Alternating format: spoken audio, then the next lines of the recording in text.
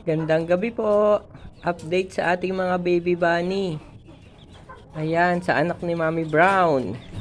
Dahil sobrang malilikot na sila, lumabas na silang lahat sa nest box. At andun sila lahat nagsiksikan sa gilid. Ayan, tingnan natin dito sa gilid. Ayan yung mga itsura nila.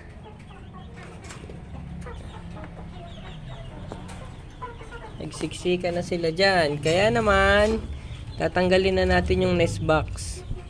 Kasi baka maipit sila dyan. At dyan pa sila mamatay. Ayan. Kasi po nung nakaraan, meron po akong experience. Yung isang baby bunny sumingit dito, hindi siya nakagalaw.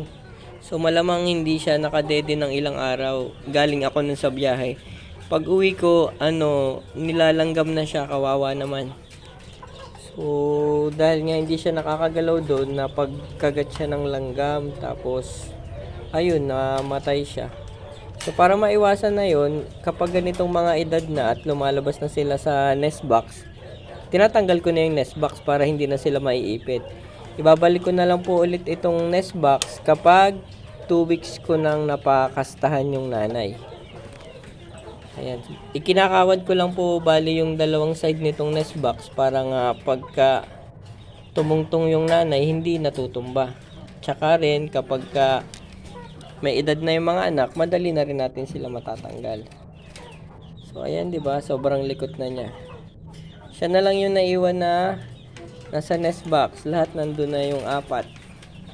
Natutulog na yung 4 dun sa gilid. Ayan. So dahil malalaki na rin po sila, hindi na rin naman sila masyadong lumulusot dito sa ilalim. Ayan po. So yun po yung update natin sa 5 baby bunny. Ayan si Nanay Bunny, nag-aantay sa akin ng pagkain. Lumalapit na siya sa akin, nanghihingi ng pagkain, gutom na daw siya.